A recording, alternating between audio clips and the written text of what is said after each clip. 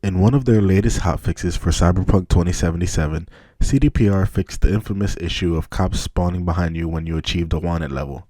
Shortly after that, they released another hotfix aimed at fixing more issues. These are just the latest in a series of patches and hotfixes that have attempted to fix well-known major bugs as well as small issues that have plagued the game since launch. At this point, it's clear that no matter where you fall on the Cyberpunk spectrum, whether it's raging scorn lover, CDPR apologist, or somewhere in between, the game was not ready to be released in its current state. That's not the discussion we're here to have. One glance at the length of the hotfix list shows that for now, CDPR are still committed to getting the game into a playable state for everyone. The question is, how long will that take, and when, if ever, will be the time to journey back to Night City? In short, what's next for Cyberpunk 2077?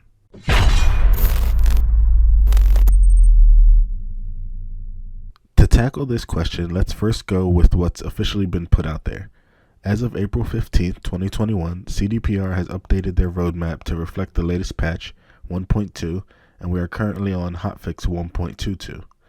After that, well, it gets vague. As you can see, there's just a generic roadmap of multiple updates and improvements. At some point, free DLC, which I expect to be similar to the free DLC we were given for The Witcher 3, and later in 2021, the free next-gen upgrade for consoles. Now, noticeably lacking from the roadmap is any news or mention of the expansion paid DLCs. In fact, other than telling us that there would be story-driven expansions that dive deeper into the game, CDPR has been pretty quiet about any expansions, choosing instead to fix bugs and getting the game into a playable state, which is understandable. At best, we're likely getting our first expansion in the early months of 2022, and that's being optimistic. In a way, by releasing the game in the state they did, CDPR pushed themselves into a corner. Whatever story DLC they had planned had to be put on hold because of the need to fix issues. Now overall, I think this is a good thing. As someone who had to live through not only Andromeda's terrible launch, but BioWare and EA pulling the plug on fixing it and canceling any further expansions, I'm not going to fault CDPR for trying to fix their game, even if it is their fault that the game was in that state to begin with. However, it does raise a certain conundrum.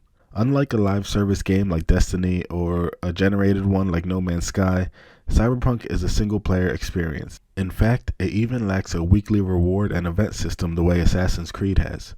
So for many people, once they finished it or didn't finish it, they were done with the game until new story content comes out. Sure, there are a handful of people who play it regularly, but I'd argue most people aren't jumping back in after each patch to test the game out. For me, this is where a potential problem lies. With story content being pushed back in order to fix bugs, that's going to be over a year without any new revenue from the game that they would likely have expected continual revenue from. Sure, they made millions in initial sales, but that is still a considerable hit and replanning that needs to be done for a property that they thought would be their version of GTA. From a consumer standpoint, I think it's nothing but a good thing. Not that it had a terrible launch, but the fact that we can put the game down and hopefully come back in a year or two when new content is out and the game is in a far better shape. For me personally, while the constant crashing was insufferable, it was the story, lack of choice, and RPG elements that let me down. Those are the aspects I hope they improve on in the expansion. However, it was greed and mismanagement at the top levels of CDPR that caused this mess in the first place. And will that greed rear its head again if we're looking at no new substantial revenue from the game until mid or even late 2022?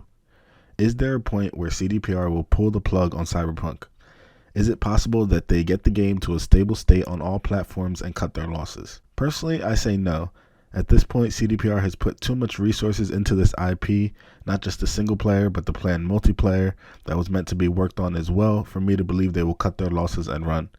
They've also put their reputation on the line, and it does seem to be something that a few still care about at the company.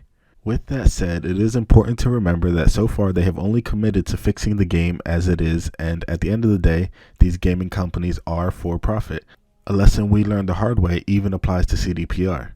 There is the very real possibility that they will simply fix Cyberpunk to the best of their ability and move on to development of the next Witcher game. It's definitely something to keep an eye on, and we'll have to see if CDPR starts giving more specific details about the game's future as the year progresses. Going back to the question we posed at the beginning of this video, what's next for Cyberpunk? Well, I don't have much to tell you other than to come back in a year or two. I don't think the upcoming free DLC will be enough to bring people back unless it's something substantial, but I would love to be wrong on that front. Until then, there are some great games out right now to keep you busy, and speaking of corporate greed, the Mass Effect remaster is right around the corner. But what do you guys think? Does Cyberpunk have a redemption arc in the future, or will it be more of the same? If you enjoyed the video, consider leaving a like and subscribing for future content. Until then, I'll see you guys next time.